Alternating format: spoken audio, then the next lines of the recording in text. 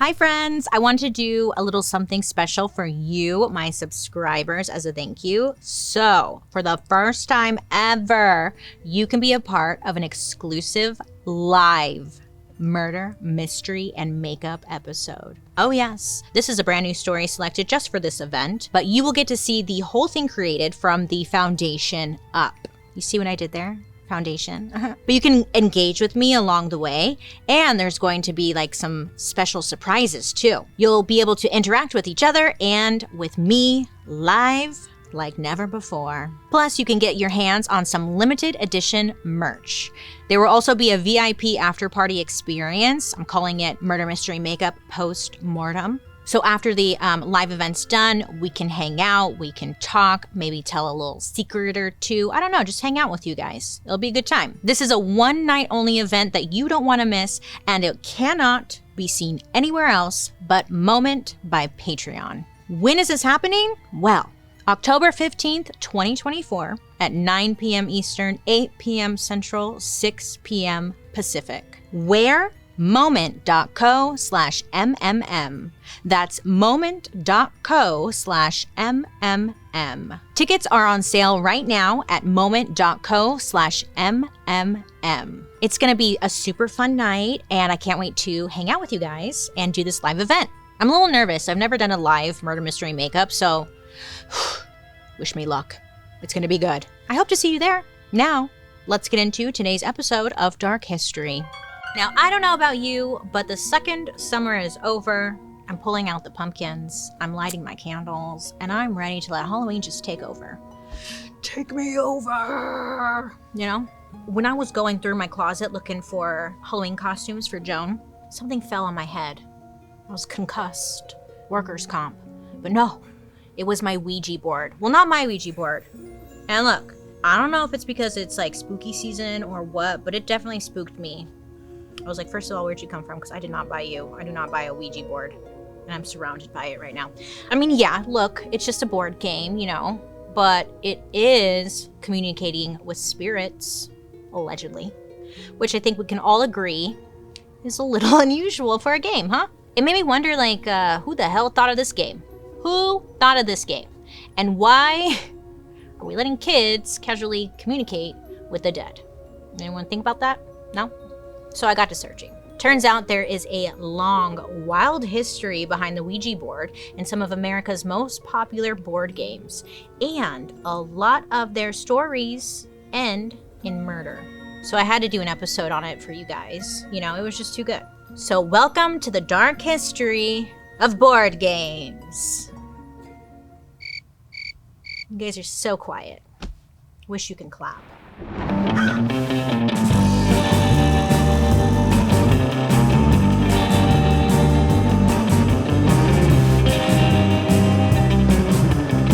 Hi friends, how are you? Are you having a good day? I hope so. My name is Bailey Sarian, and I'd like to welcome you to my podcast, Dark History. Here we believe history does not have to be boring.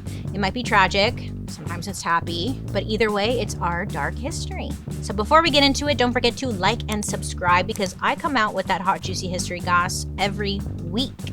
And let me know what you think down below. I love hearing from you in the comment section, and at the end of the video, usually I read comments. So maybe you'll get featured, you know? Now, let's get into today's story. Joan, I see you dressed up as a planchette. Is that what you're called? Yeah, you look good. Did you make that? Is that paint? You did a good job. I didn't know you can paint. And Paul's back there playing my least favorite game, Yahtzee. It's just so loud. It's such a loud game, and like, it's too much. But I'm glad you're playing. That's fun. That's great. You two look great. Anywho, so board games. We're here, right? You know, people have been playing board games for like thousands of years. And the oldest board game ever to be found is from Mesopotamia. And it dates back to around 2400 BC. I know. That's kind of weird. Okay, great. The game was called Isn't that kind of funny? I sound like the Egyptian...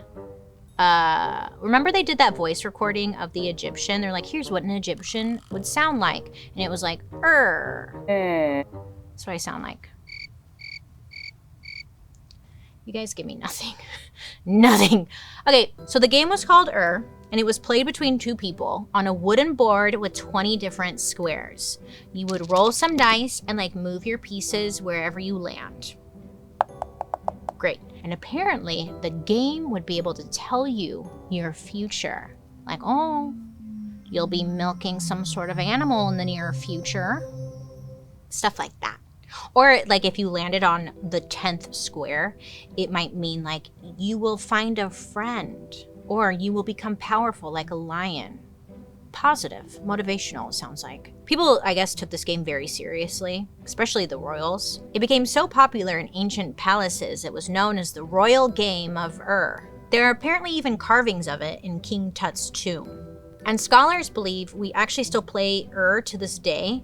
It's just changed over the years. I guess now it's backgammon, which is so random, huh? Turns out, a ton of games we play today have weird and ancient origin stories. I mean, there are only so many ways to combine dice and a board, so games just kind of evolve. Another example is with Chutes and Ladders. I know, it's kind of like baby's first board game. Well, when the game was originally invented, it wasn't just a game you played with toddlers. It was actually way deeper than that. The original form of the game actually represented the spiritual journey human beings take over the course of their life. So the game had started over in ancient India, and the ladders represented positive karma. Landing on the right square was like having good virtue. Climbing that ladder didn't just put you closer to winning the game, it meant you were symbolically closer to God. The higher the game piece, the closer to God. Amen. So the squares that led to chutes meant bad virtue. So those chutes originally used to be snakes. So essentially, if you slip further from the path of enlightenment, you were going to be eaten by a snake. The game eventually made its way to England, where it kept a lot of the same elements. There's also the game of life, and it actually has like a deeper meaning. I know, it's like, oh, Bailey, it's not a game about like choosing a cool career and like making a good salary and going to college. It's cute. But no, like that game was actually all about morality and leading a good Christian life. Oh yes, in the original version of the game, you were rewarded for things like charity, but punished for things like immodesty. Oh no. Yes. Board games weren't there for just, shits and gigs. They existed to teach players something about themselves and like being a good person. But in 1886, that all went out the window with the invention of one game that seemed to take over society. Dun, dun, dun. It's been called one of the darkest games to ever be invented because of the power it seemed to have over people. Oh yes, baby girl Lisa, we are talking about the Ouija board. Obviously, it's in the title. I am so happy.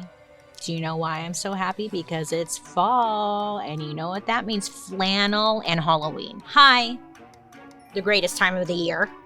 But between the candy, the pumpkin spice lattes, let me tell you, I found myself like craving something refreshing and light. And that's why I love Liquid IV. Listen, Liquid IV has a new mango passion fruit flavor that tastes amazing. So you can enjoy the fall weather while enjoying the taste of a tropical vacation if you want, Plus, it has 5 times your daily value of vitamin C and 3 times the electrolytes of a regular sports drink. Just add a packet to 16 ounces of water and it's ready to go. Bada bing, bada boom. Liquid IV is great because you get all like the good stuff, like the electrolytes, the vitamins, nutrients, without having those like artificial sweeteners. And it's so easy to just grab on the go. They're small little packets, put it in your bag. You're great, you're golden, you're set. And listen, just because it isn't summer anymore doesn't mean you shouldn't be thinking about hydration. You need hydration, baby. And it's beyond easy to get hydrated with Liquid IV. Not only will your water taste better, but it will do a better job hydrating you. And it's almost like cold and flu season, boo. But it's nice because liquid IV is formulated to support a healthy immune system. So, you could protect yourself from the germs. Thank you. Tear, pour, live more. 1 stick plus 16 ounces of water hydrates better than water alone. Support everyday wellness with Liquid IV. Get 20% off your first order of Liquid IV when you go to liquidiv.com and use code DARKHISTORY at checkout. That's 20% off your first order when you shop Better Hydration today using promo code DARKHISTORY at liquidiv.com. Ouija board, story number 1. Here we go. Listen, Ouija board. Yes, that demonic board game your church had banned. And though America was very religious, the Ouija board showed up at just the right time. See, in the mid to late 1800s, a movement called spiritualism was gaining a ton of popularity. Spiritualism was the belief that the spirits of the dead can communicate with the living, and it started to become a very popular movement for a few reasons. First, technology was advancing. Electricity and the invention of the telegraph were changing the world, and people could finally talk over long distances. Instead of having to wait weeks or months for a letter, communication could happen almost instantly. At the same time, Americans were experiencing death all around them. So the Civil War was happening, and it had killed hundreds of thousands of Americans, leaving their families grieving. So people were wishing that they could find a way to talk to their dead loved ones, their loved ones that had passed, or even just get a chance to say goodbye, right? While some people were wishing that they could talk to the dead, others were like, wait, why can't you? Well, it's there's a lot of reasons, Martha. 1, they're dead. But listen, this is when spiritual mediums kind of enter the picture. Their whole job was to talk to the dead for you. At least that's what they were telling everyone. In the late 1800s, there were these 2 famous mediums, and they went by the Fox sisters. Over in New York, they were getting tons of press because they were having a bunch of seances. And, I don't know if you know what a seance is, but essentially they're ceremonies where you sit around a table. You sit with a medium, and then they communicate to the dead for you. They would ask questions to the spirits and then get answers back with knocks, knocking noises. They'd be like, are you dead? And if it knocked, they'd be like, okay, yeah, see, dead. The Fox sisters were so popular that they went on a national tour performing their seances. Oh yeah. T-shirts, balloons, people were like, woo! Spiritualism was just the hot new thing, baby. And besides the knocking, more ways of communicating with the dead started to gain popularity. This is a side note, but not to rain on everyone's parade here, but it turns out that there were actually 3 Fox sisters. And while the 2 mediums were at the table communicating with the dead, the other sister was she was in the walls or something. She was somewhere else, and she would be knocking on the walls at the right time. She was the ghost sister. They were essentially ripping people off. Or they were putting on a show, depending on how you look at it, really, right? If you squint, that's kind of cool. No one else was thinking of it. Good for them. Trailblazers. So there was another method, and it was called table turning. So a medium would sit down at a table with a bunch of people and be like, hey, I'm going to talk to the dead. But what I need you guys to do is put your fingers on the table. So it was audience participation. People love that. Put your fingers on the table. So they would. And then they would ask questions are you here, spirit? And then the table would move on its own. Oh shit. Sometimes the group would call out letters of the alphabet. And if the table moved after a specific letter, that letter would be part of the spirit's message, which must have taken a long time, huh? I mean, it was a miracle.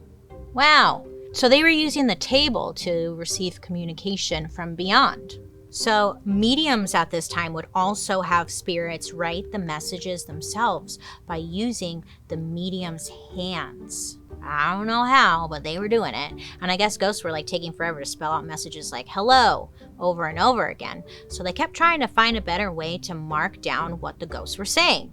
Originally, the spirits would write using a pencil and paper like everyone else, but eventually mediums started using something called a planchette.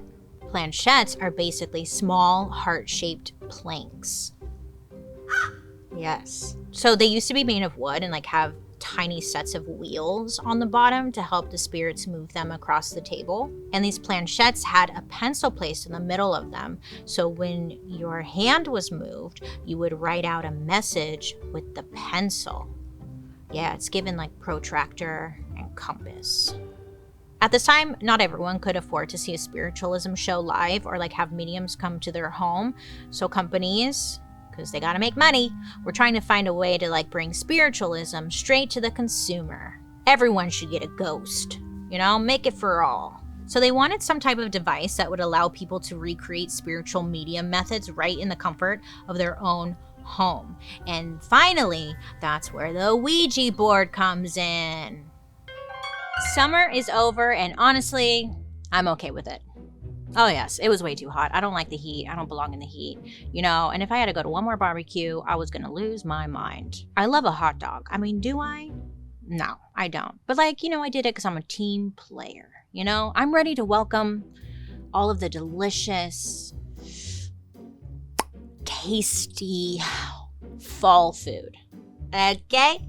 And luckily, I have plenty of new and exciting options from America's #1 meal kit, HelloFresh. Oh yeah, they are ready to make your fall exciting with farm-fresh produce and easy autumn-inspired recipes, like their pub-style shepherd's pie. I know, it's very tasty. It's like a warm hug and some comfort in a bowl. Personally, I really love having a way to eat restaurant-quality food without having to pay restaurant prices. And even better, you get to avoid all those annoying like delivery fees. You know what I'm talking about? The other day, I made HelloFresh's Alpine mushroom and Swiss panini, which came with potato wedges and garlic aioli. It was so good. What I love about HelloFresh is that their recipes are so quick and easy. You'll be eating and dipping and doing it before you know it. Get 10 free meals at hellofresh.com/free-dark-history. Applied across 7 boxes. New subscribers only. Varies by plan. That's 10 free HelloFresh meals just by going to hellofresh.com/free-dark-history. We're back from break. Listen, I know, cover your ears, Joan. I've never played with a Ouija board before. I just like don't want to mess with it. Like, real or not, I don't really care what you think. Me personally, I don't want to open that door because once it's open, you can't close it, and I don't tinkle in that valley. Yeah, I just can't. It like freaks me out. Shut up. Whatever. So it kind of sounds like it was like invented in some mystical, like spooky place, you know, Ouija. But Ouija only got its name in like 1890 when the inventor, he was a lawyer named Elijah J. Bond, had asked his sister-in-law to ask the board to name itself. Did you connect those dots? Great. So just ask the board what the board wants its name to be. So the board had spelled out Ouija. And you're like, how do you pronounce this, board? What? So people were like, what does this mean? So they asked the board, like, hey, what does this mean? You know, and the board wrote back, good luck. Sounds like a trap being set by a demon, but they ran with it. A patent was filed and Ouija was alive. Immediately when it came out, like, Ouija was very popular. Popular enough that there was a lot of fighting on who actually had the rights to manufacture Ouija boards. So there's like a bunch of lawsuits, copycat boards, and there was like a family feud that lasted almost 100 years. And a man named William Fuld, I think his name is, won the trademark for Ouija. So good for him. I don't know. William jumped into the Ouija lifestyle head first. William truly believed his product worked. He used the board to give him advice about problems he had in life and business. And he believed he had proof that it worked. Apparently, after losing a large shipment, William turned to the Ouija board to ask him where this missing shipment had ended up.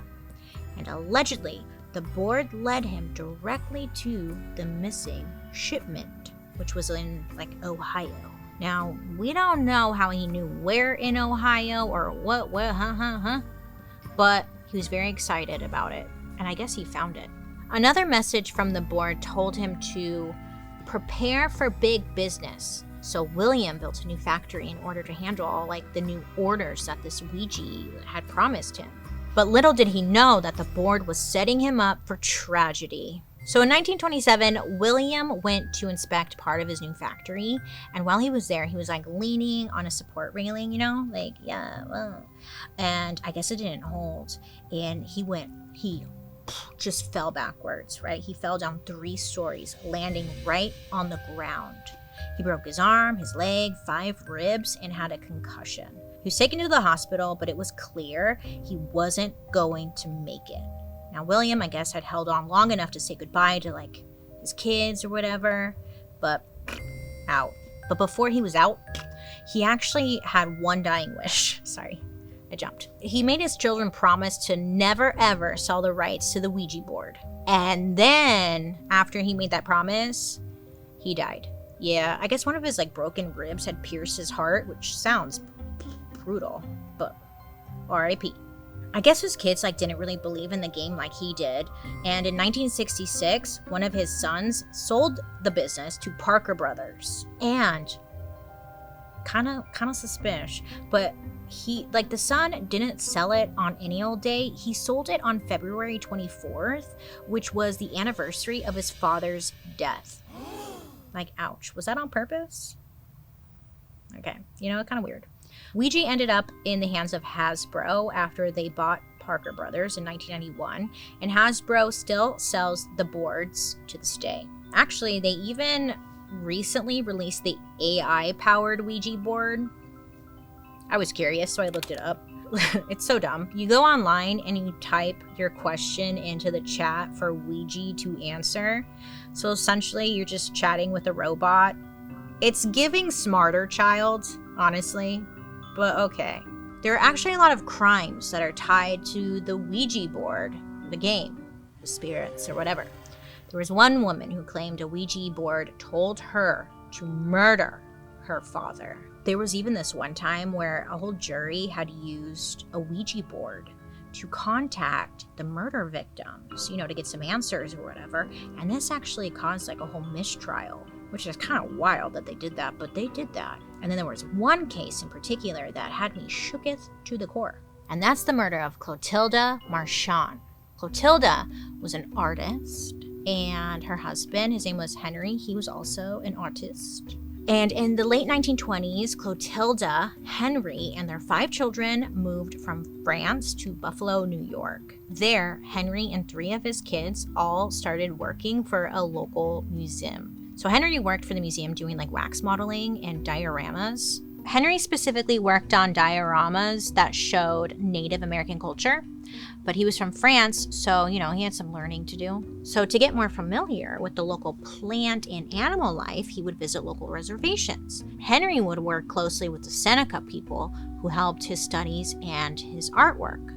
So Henry, Clothilde, and their children seem to have built a happy life in Buffalo. That is, until March 6, 1930. That day, the family's youngest son came home from school and discovered his mother's dead body.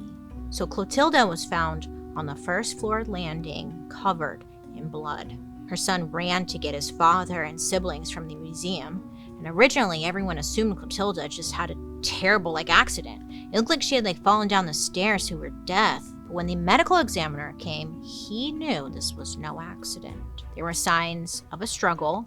There was bloody gashes on her body, and they could smell chloroform. Oh shit.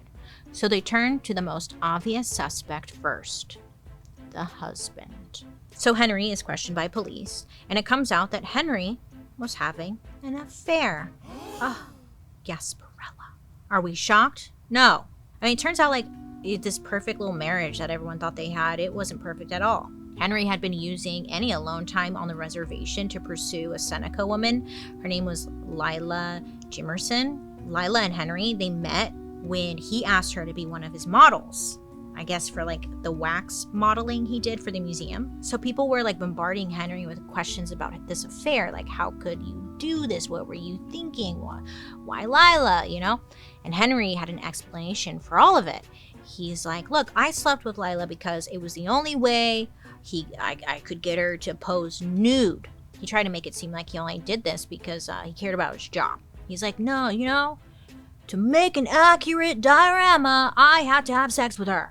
Do you want good art? Then shut your mouths. That was his reason. Like, okay. So soon police started questioning other Seneca women, and they found their main suspect, a woman named Nancy Bowen. Turns out Nancy was a friend of Lila's. So Nancy had recently been going through some difficult times herself because her husband had died. She was grieving, you know, and Lila, she took, I guess, advantage of that grief. She told Nancy that Clothilde was a white witch. And not only that, but Lila told Nancy that Clothilde may have used her witchy powers to kill her husband. So, in a vulnerable position, Nancy listened to her friend's theories on what happened. Nancy decided to get to the bottom of it by talking to her dead husband directly. And so, they had to turn to the old reliable Ouija board. So Lila and Nancy used their Ouija board to speak with Nancy's husband. So Lila was there translating the answers for Nancy. So, you know, through the board, Nancy's husband said Clothilde had killed him with her witchcraft. And he also gave them her address. He's like, write it down through the board.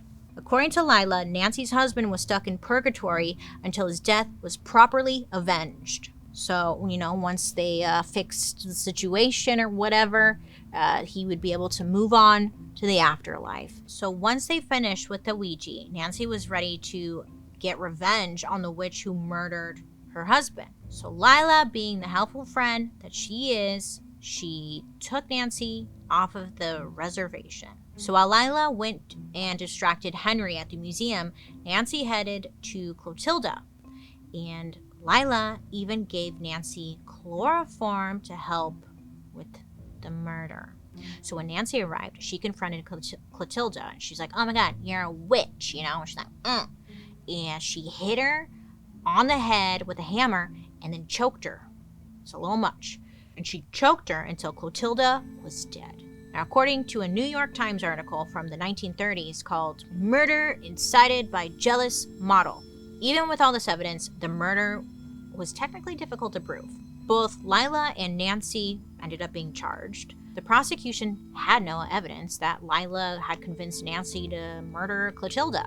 So, on top of that, they never found the murder weapon. So, in the end, Lila was freed. Nancy was later found guilty, but was sentenced to time served. Henry, meanwhile, he didn't give a shit. He had already gotten remarried by the time the second trial had happened, and his new wife was the 18-year-old niece of his dead wife. So he's keeping it in the family. So a Ouija board and mistress made a grieving widow commit murder, and a Ouija board also told its owner to build a factory where he would fall to his death. Maybe it's demonic after all, I don't know. Now listen, if you are like a medium or you use like a Ouija board all the time and stuff like that, I'm not trying to discredit you at all. Do your thing. As long as you're not hurting anybody, you know? I don't want people in the comments section like, you're such a bitch, this is real work. I never said it wasn't, you know? Okay, great. I'm glad we got that settled. I was thinking about it, and I was like, if any board game was going to be linked to murder, I mean, Ouija, it makes the most sense. But then I was surprised to learn that it's definitely not the only one. Having good and helpful people in your life is absolutely necessary as an adult. That's what they say, you know? Having friends or someone who can help put air in your tires, hang a picture, help you move, just talk to. But one thing that you shouldn't depend on your friends for, healthcare. Sorry, Paul. It isn't personal. You look great in that little nurse outfit, but Yeah. Luckily, I don't need to rely on Paul's questionable medical advice because I have ZocDoc. I love ZocDoc. I've been using it for years. If you don't know, ZocDoc is like a free app and website where you can search and compare high-quality in-network doctors, choose the right one for your needs, because they got every doctor you can think of, and click to instantly book an appointment. So you don't have to pick up the phone and call anyone, you do it through the app. It's great. I mean, we all know there are a million different factors to consider when you're trying to find a new doctor. It's like, do they take my health care? Are they available? Are they close to me? Whatever else I'm looking for, And with ZocDoc, they have filters for all of that, so you can find the doctor who is right for you, and also who's like reviewed by actual patients, so you can see like, is this doctor good, or am I going to like a sketchy person? I'm talking about in-network appointments with more than 100,000 healthcare providers across every specialty, from mental health to dental health, eye care to skincare, and so much more. Also, the nice thing about ZocDoc is that appointments happen fast, typically within just 24 to 72 hours of booking, and you can even score same-day appointments. That's because you can see the actual appointment times that are open and book based on your schedule. I've been using ZocDoc for years, and just recently, last week, I used it to find a new therapist. I need a new therapist. I've been dealing with so much anxiety and stress lately, and I was like, dude, what am I doing? See a therapist again. So I went onto ZocDoc, I found a new therapist, and luckily they have the in-person appointments, and you could do online if you want to, so you don't have to go anywhere, which is nice. Person who takes my insurance, schedule it, beep, bop, boop. I literally saw them the next day. Yeah, I'm seeing him again on tomorrow. Yeah, but it really takes all of the frustration out of healthcare, and it makes it really easy. I love that. You gotta take care of yourself because no one else is gonna do it for you. So stop putting off those doctor's appointments and go to ZocDoc.com/darkhistory to find and instantly book a top-rated doctor today. Now let's talk about one of the best-selling board games of all time. Everyone's got one collecting dust in their cabinet somewhere. Talking about Monopoly. I don't get that game. I don't know how to play it. I know, I'm dumb. Call me what you will. But every time I try to play Monopoly, I don't know what I'm doing. I don't get it. I lose every time. You don't want to play with me. I suck. I don't get it. If I want to get fucked over, I'll just keep living life. I don't need a game board to fuck me over. I don't know. Anyways, it's not that deep, Bailey. I take it personally because I don't get that game. Anywho, so listen, Monopoly. Monopoly was first created by a woman named Elizabeth Magie. She went by the name Lizzie, so we're going to call her that. She was born in 1866. She was the daughter of a newspaper publisher and abolitionist who traveled with Abe Lincoln. I know, very wow background. So Lizzie, she was political, she was outspoken, she was a feminist, she was way ahead of her time. Another thing Lizzie was very vocal about was her political beliefs. Essentially, she was the kind of person who asked questions about how the government taxed land, which was as a woman, you don't do that. Lizzie worked as a stenographer, a poet, an actor, a writer. She did lots of things. And she worked full time, but she still struggled to support herself, especially because she wasn't married, so she didn't have the help of a husband. And she's I know complaining is not going to get me anywhere, so she made it a point to try and earn money any way she could. In 1903, Lizzie entered the world of board games, and she ended up creating something called the Landlord's Game. So this game was all about buying and selling property and collecting tax. So the game was actually meant to teach its players a valuable lesson. It was all about showing how the rich get richer and the poor get poorer. Lizzie hoped that this would highlight the fact that all these millionaires taking over American businesses were robbing from the poor and ruining the country. So Lizzie did the smart thing and tried to get a patent for her landlord game so people wouldn't steal the idea, In 1903, she marched into the patent office to protect her board game. But, that wouldn't be easy. Apparently, it was kind of a nightmare to try and get a patent because she's a woman and can't do that. You got ideas? No. Bad woman. Bad. According to Mary Pallon, author of The Monopolist, quote, at the time, less than 1% of all patents issued in the United States went to women. Lizzie managed to get hers approved.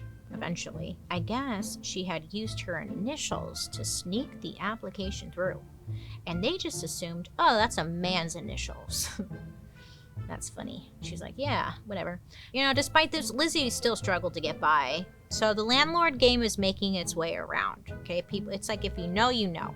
And it starts to pop off at like Ivy League schools like Harvard and Columbia. And at this time it was known as the landlord's game, and then it evolved into the Monopoly game. So the game was like, it was growing slowly, but it was getting popular. And then once the Great Depression rolled around, it definitely like exploded. Unfortunately, Lizzie wouldn't see a dime of this success. I know, Great Depression, how does that make sense? Like, why, what? But like people, they weren't working, they were home, so they were playing Monopoly. Yeah, makes sense. Edward Parker once said, quote, during the Depression, people did not have enough money to go out to the shows, so they stayed home and played Monopoly. It also gave them a feeling of wealth. And this was exactly the case for a man named Charles Darrow. In the 1930s, Charles came across the game, and, you know, he at the time was unemployed. He had kids and a wife to support. He's like, book. Plus, one of his sons was sick and in need of like some very expensive medical treatments. So Charles is playing Monopoly, and he's like, wow, this is so much fun. Yay. And he sees an opportunity to like elevate this. You know, so Charles hires a cartoonist, and it's like a friend of his, and he has them add illustrations to the game board. He's like, cool, this is cool. So then he has a few of them manufactured, and he ends up selling the game to a local department store in Philadelphia. Now, Charles, he skipped all the nonsense. He didn't bother getting the game patented. He's like, F it, you know, no one's gonna check. So he just prints his name on the game. It's like, I invented this, you know, and sold it. Now, Charles's Monopoly is getting major attention and was being carried in really big department stores. And this catches the attention of a woman named Sally Barton. So Sally was married to this guy named Robert Barton, and Robert ran Parker Brothers. Yep. Robert personally thought Monopoly was like complicated, it was lame. He's like, boo, this sucks. But his wife really liked it, and she's like, this is the shit, I love it. And he's like, okay, you know, I'll buy this game or whatever and sell it. And he does. And thank God he did, because at the time Parker Brothers was struggling financially. So once they started selling Monopoly, the sales essentially like saved the company. By 1936, the game had sold over 1.7 million units and brought in millions of dollars for the company. I mean, they could barely keep up with the demand. And this is where those little game tokens come in. You know, the thimble, the dog, the race car. Is there a knife, or is that Clue? That's a dagger, I think. And I think that's Clue. I like Clue. That's a fun one. Well, this is Monopoly. Okay. But listen, you know those little things. The hat. I like the hat. Yeah. Scotty Dog. Did I say that? Okay. Because of the Great Depression, there weren't a lot of factories open, right? So the ones that were open didn't really have the resources to create like special board game pieces. They're like, we're not doing that. I'm like, no, we make socks. So the manufacturing plant Monopoly went to was actually making the prizes in the boxes of Cracker Jacks. Many of you probably don't even know what that. Okay, so Cracker Jacks, and there would be a prize in the box. You get it. Show a picture. Great. So they gave Monopoly whatever extra pieces they could make quickly. So the pieces originally were a thimble, a top hat, and iron. That's right. A battleship. I don't remember a battleship. Okay. And a boot. A boot? I don't remember a boot. There's a boot. But like, this is why the game pieces are kind of like random, because they were like little prizes. Does that make sense? Like, they were little prizes in the cracker boxes, and they were like, oh, we could just like make these quickly for you. I don't really think it's that great of an origin story, because in my mind I was like, oh, it's probably like people were just pulling random things around their house and they were using that as game pieces, and I was like, that makes a way better story. But that's not the real story, so it's kind of disappointing. So that's why the pieces are random. The Parker brothers ended up buying the copyright for Charles's Monopoly game from him, the creator, for $7,000.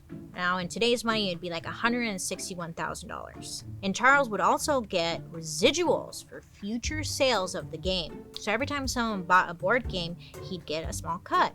That was the shit. He was set for life, pretty much. So as the years go on, I guess the Parker brothers, they start to worry about the origins of the game.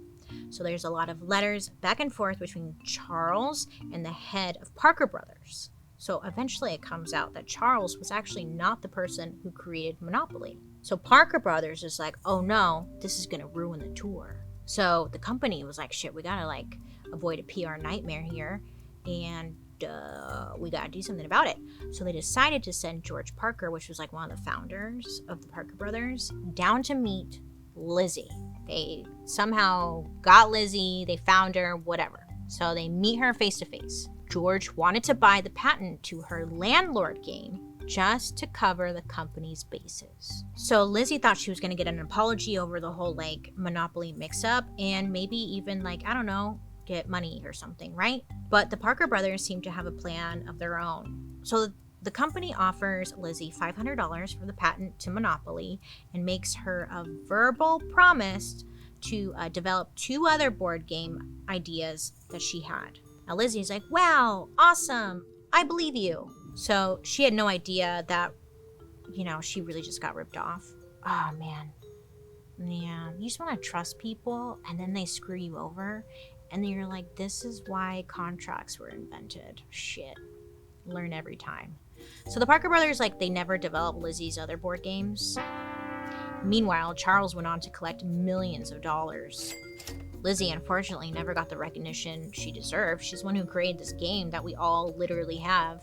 And then when she died in 1948, even her obituary didn't credit her for her invention. Boo. Nobody really knew Lizzie's name until a man named Ralph Ansbach uncovered her story in the 1970s. This guy, Ralph, he dedicated his life to getting Lizzie her Monopoly justice. I mean, people don't really know. You know, it's all thanks to Ralph and people like our Monopoly expert, Mary Pilon, that Lizzie's name didn't get erased from history, really. So next time you are on hour 3 of a Monopoly session and you don't have enough money to land on Park Place, go ahead and flip that board for Lizzie. Do you guys ever stop and think about the world's pre-internet? No? Well, like, people were just out there choosing businesses on a whim, doing it on their own. No Yelp, no Reddit, no anything, just raw dogging it. Like, that was a lot of work. Luckily for us, I mean, that's not the world we live in anymore. Every business has a website, and if yours doesn't, well, guess what? It's an easy fix thanks to the sponsor of today's episode, Squarespace. Yeah. Squarespace is an all-in-one website platform that helps its users stand out and succeed online. So whether you're starting a new business or you're already managing a growing brand, Squarespace makes websites easy. They can help you create a beautiful website, engage with your audience, and sell anything from products to content to time. I mean, it's all on your terms. And my favorite thing is how they can help you get your website in front of the right audience. They have Blueprint AI and SEO tools to help you personalize your site and then make sure it comes up more often in online searches. You know, that way more people will see it and you'll see your business grow, like just the way you want to. Plus, Squarespace provides you with super specific analytics that tell you exactly like how your website is doing. So you get like all the data you need to grow your business and exactly how to increase engagement. Like, they're really there by your side, just helping you out, helping you succeed. Best of all, Squarespace makes outreach to your customers incredibly easy. They have automatic tools to help you create email campaigns. With flexible email templates, you can engage your community and boost your sales all at once. If you have a business to grow, or maybe your business needs a glow up, Squarespace is there to help. Head to squarespace.com for a free trial, and when you're ready to launch, go to squarespace.com/darkhistory to save 10% off your first purchase of a website or domain. So just like Ouija board, there has been death and violence connected to Monopoly. Okay, so according to this article from Tulsa World in 1992, these two friends, Michael and Mark, they were hanging out and they were getting drunk. They were living in Pennsylvania and they had a weekly tradition, game night. So this week they decided to play Monopoly. And look, I don't know if it was the booze or if Monopoly was bringing out just the worst in them, but they started to bicker. Apparently, both of them wanted to play with the little race car game piece. Yeah, they're very passionate about their race car game piece. Like two little children, they just kept bickering over the game piece. Mark clearly wanted a fight, and Michael wouldn't back down. This sounds fake, but it's so real. And when Michael refused to give up that Monopoly race car, that was the final straw. So Mark stood up, stormed out of the room. Mark went straight for his hunting gear and grabbed a bow and arrow that he used for like deer hunting. He came back into the room and without missing a beat, he shot Michael straight through the heart. I guess Michael had like quickly, adrenaline pumping. So he like quickly like pulls the arrow out of his chest and like runs for his car. But sadly, like he ends up passing away before he was able to get help. Mark was found guilty and sentenced to 20 years in prison. Now, this last game we're going to be talking about has nothing to do with summoning demons or fighting monopolies. It's all about the elite, the rich. When you think of a game for the elite, what comes to mind? I think a lot of people will say like chess, right? With like the fancy boards. What do rich people play? Usually they play cards in my mind. I don't know. Well, it turns out for years, the game of the rich and the elite was Yahtzee. I know, I was not expecting that. I was like, Yahtzee? What? It's so loud. Again, I can't. Like, rich people, what? You guys are weird. So Yahtzee was actually invented by a Canadian couple in 1954. Now, this couple, who they wanted to remain anonymous, they invented the game to play on their yacht with their yacht friends. They're like, we need something to do. So they actually called the game the Yacht Game. And they loved it so much that they reached out to another rich guy who had worked in the board games industry. And they were like, look, we don't care about like turning this into a big game worth money or anything. We just want sets made for like our friends and to have on our yacht. Now the board game guy saw what the Canadian couple had and he proposed a deal. He's like, hey, I'll make you 1,000 gift sets of this game Yahtzee. Well, not Yahtzee yet. In exchange for the rights to produce and sell it. Now, these people are already rich. They're like, we don't care. Sure. So they agreed. And the game was renamed Yahtzee. And it became a huge commercial success. Now, Yahtzee became a game that the everyman could play. Not just rich people on yachts, but even Yahtzee has some dark stories attached to it. It's not funny. It's just awkward because like, what? Yeah. In 2011, 49-year-old Tamara Lee Mason, her body was found buried in her own backyard. When detectives discovered her body, they were left with so many questions, like who would do this and, bury her in her own backyard? What? On December 25th, 2010, Tamara and her 3 sons were on their way home after having Christmas dinner at a friend's house. Tamara wanted to play Yahtzee with her kids. It's not funny, but they refused. It's so simple, it's so like, she just wanted to play Yahtzee with their kids, but they didn't want to. So now the details are a little fuzzy, but I guess Tamara kept asking the boys, like, please play Yahtzee with me.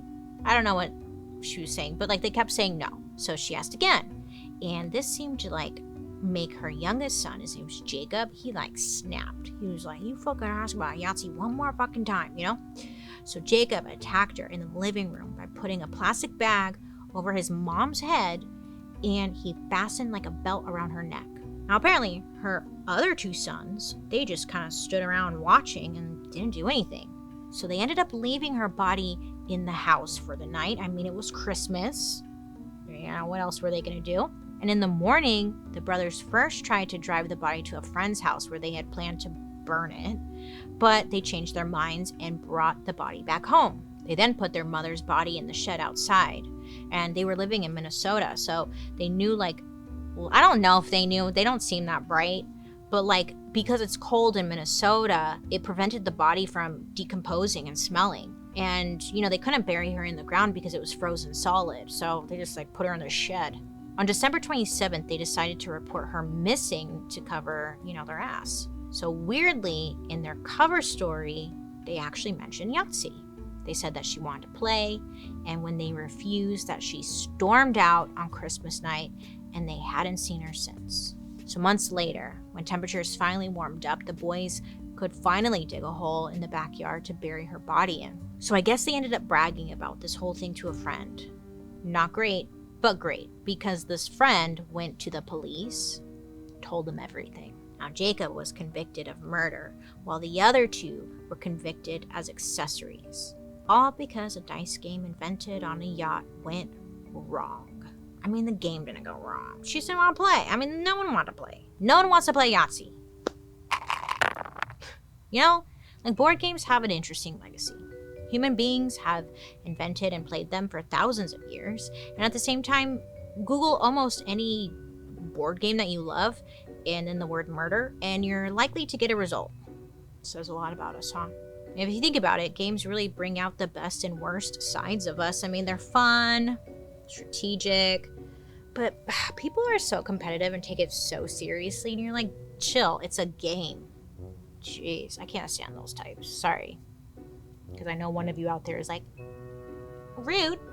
I mean, all we can really say here is think twice before you take advice from your Ouija board. Give up that Monopoly piece. Sharing is caring. And if someone wants to play Yahtzee, just say yes. What a wild story, huh? Yeah. Well, next week, we're switching gears. You know? That's because it's Halloween time, if you haven't noticed. So we're getting spooky next week with one of my favorite topics, vampires. Oh yeah. Now, I know what you're thinking. Didn't you do vampires already, Bailey? No, we didn't actually. I think they were lightly mentioned last year, but like this year we're actually like doing an episode on like vampires, like where they come from, like the origin story of the vampire. Yeah, you know, it's gonna be a good time. We're gonna love it. It's so fun. Paul's got a great costume, I think. You ordered it, right, Paul? Anywho, but we're gonna find out like the real story behind the legend of the vampire. Are they real? Ooh, I hope. Bite me.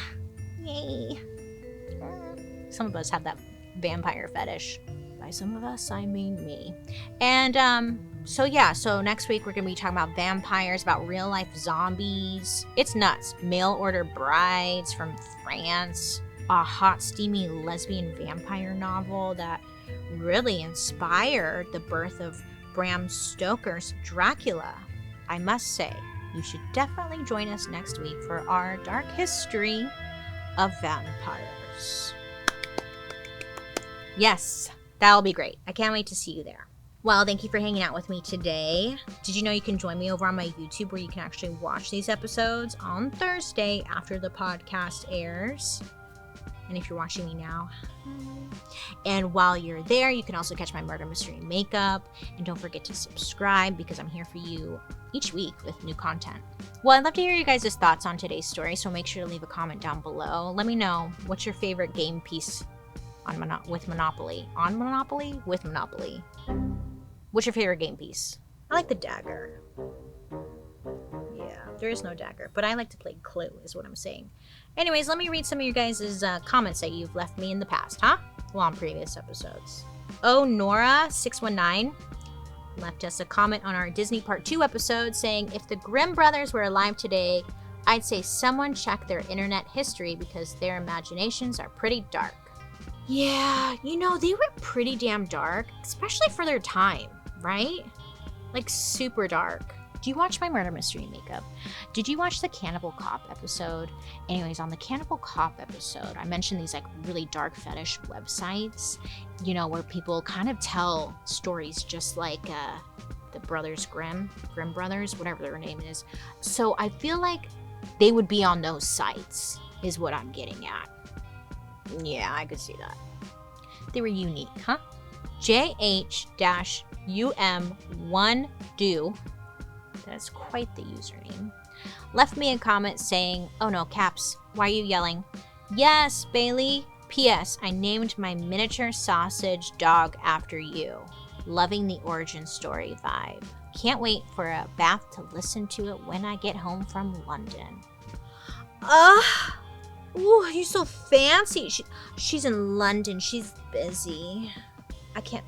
She's like, when I get home and I'm gonna take my bubble bath from London, my miniature sausage dog. Wow, you are living the life. I am jealous. Where'd you go? London? What'd you do? And what is this in response to? I'm confused. I actually want to know what's the username. Do I? I don't know. There's a lot going on here. I do love dogs, so I love that. I know a lot of people who name their dogs Bailey. I don't know why that's like such a popular name for dogs, but growing up, people always wanted to tell me that their dogs' names were Bailey. And it was like so embarrassing as a kid. I was like, please don't say that, you know? Now that I'm older, I'm like, okay, cute. I love dogs. But go ahead, take your bath. Since you just got home from London, I'll let you be.